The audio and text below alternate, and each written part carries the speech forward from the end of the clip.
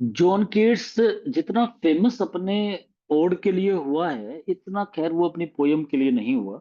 लेकिन फिर भी उसकी दो तीन पोयम ऐसी है जो काफी फेमस हुई है, जिसमें नाम आता है उसकी। एंडोमियन है, उसके बाद में उसने इजाबेला, और on the eve of Saint Agnes, ये कुछ पोयम है उसकी, लॉन्ग नैरेटिव पोयम है। और जिनकी स्टोरी भी कीट्स ने, मतलब बहुत ही लाजवाब कहानी लिखता है, सिंपली होती है, इजीली समझ आ जाती है। और कीट्स की इन पोएम पे से क्वेश्चन भी कई बार आए हुए हैं। अगर अब इजाबेला देखें, नाम से ही क्लियर हो जाता है ये कैरेक्टर का नाम है। अच्छा, ज्यादातर उसने एंडीवियन जो है वो एक सेफर्ड है, वो भी एक लॉन्ग नैरेटिव पोएम बनाई है कीट्स ने।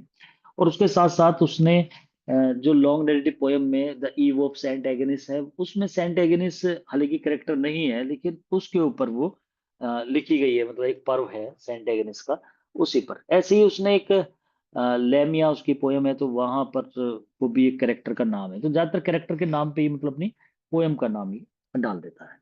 तो इजाबेला नाम है कैरेक्टर का। और इजाबेला एक इटली में एक जगह है, एक शहर है, फ्लोरेंस, वहां की है, जिसे हम फ्लोरेंटाइन बोलते हैं। जैसे इंडिया का व्यक्ति इंडियन हो जाता है, ऐसे फ्लोरेंस का फ्लोरेंटाइन बोलेंगे।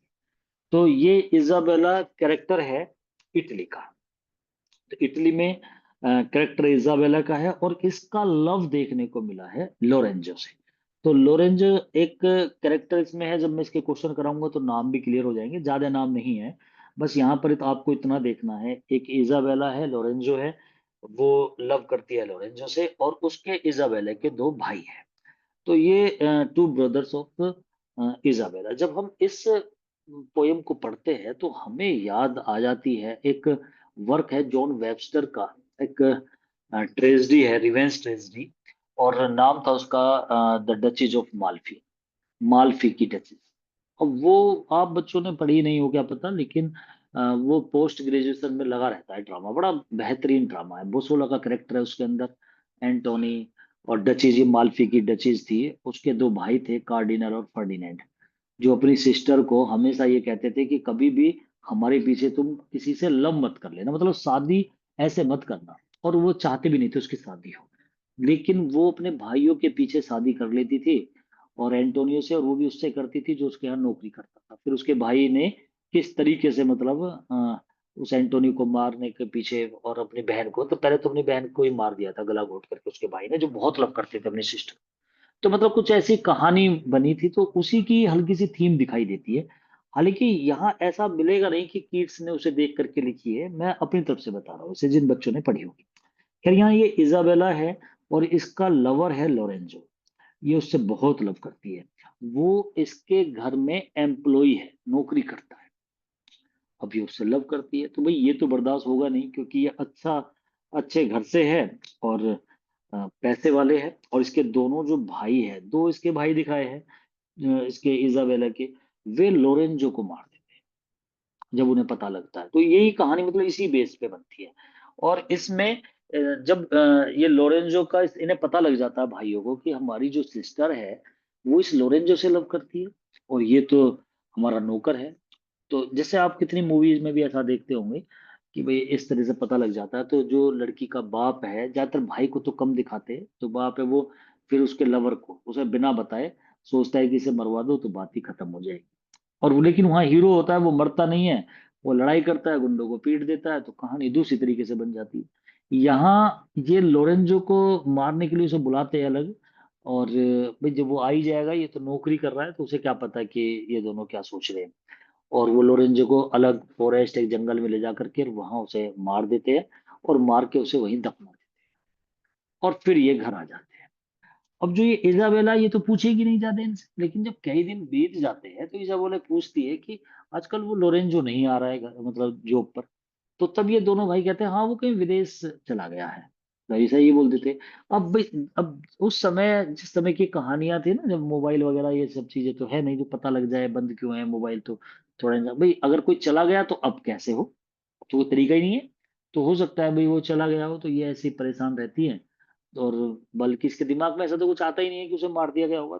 कुछ दिनों बाद, काफी दिन जब ऐसे बीत जाते हैं, तो ये यूं ही बैठी रहती है मायूस। तो लोरेंजो का घोस्ट आता है, भूत। और वो इसे बताता है आकर के सारी बातें। आपने देखा होगा कीट्स भी थोड़ा सा सुपर एलिमेंट्स यूज करता है अपनी पोएम्स के अंदर, और कैरेक्टर भी ज्यादातर सुपर ह्यूमन कैरेक्टर ले लेता है। तो कीट्स ने वो दिखाया कि इजाबेला जो है वो बैठी हुई है, लोरेंजो का घोस्ट आता है, तब वो इसे बताता है कि कैसे तेरे भाई ने मुझे मारा है। तो इसे बड़ा शॉक्ड होती है, और उसके विश्वास दिलाने के लिए वो कहता है कि मैं तुम्हें अपनी डेड बॉडी दिखाता हूँ, कहाँ मुझे दफनाया गया था। ये उसके साथ चली जाती है, उस घोस्ट के साथ जो इसे ही दिखता है। और जाने के बाद में वो इसे उस कब्र पे जाके, मतलब कब्र तो थी नहीं, मतलब उसे जहाँ दबाया था, दफनाया था, वहां ले जाता है। ये उसे खोदती है, मिट्टी को खोद करके, जैसे वो नीचे दफनाया रखा था, तो वहां पे उसकी बॉडी तो सारी गल गला गई थी जब तक। तो उसका जो हेड था, सर, उसे ले आती है। और लाने के बाद एक पोट था, एक बड़ा सा बर्तन है, उसके अंदर उसके सर को रख देती है, और मट्टी वट्टी डाल के उसमें एक तुलसी का पौधा लगा देती है। और फिर डेली उस तुलसी के पौधे में पानी डालती है।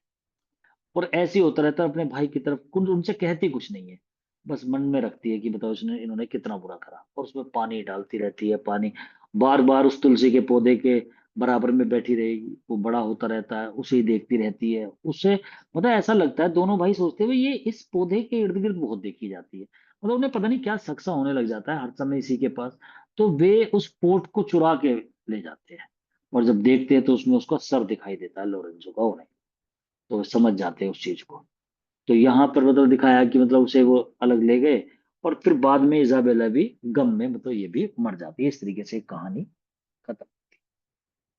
देख लेते हैं इसके क्वेश्चन।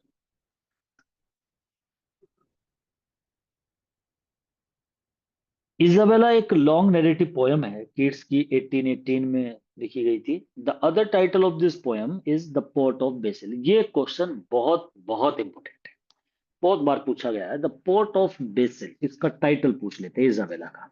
तो टाइटल वैसे याद आ जाता है, जिन बच्चों ने कहानी पढ़ी होती है वो एकदम याद आ जाता है उनके, तो द पोर्ट ऑफ बेसिल है।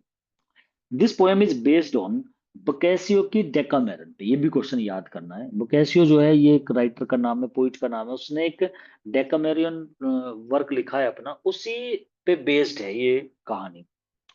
This poem presents the story of Florentine maiden. Florentine maiden मतलब फ्लोरेंस की एक अनमैरिड, मेडन माने अनमैरिड लड़की, इजाबेला की कहानी है, और उसके लवर लोरेंजो की कहानी है।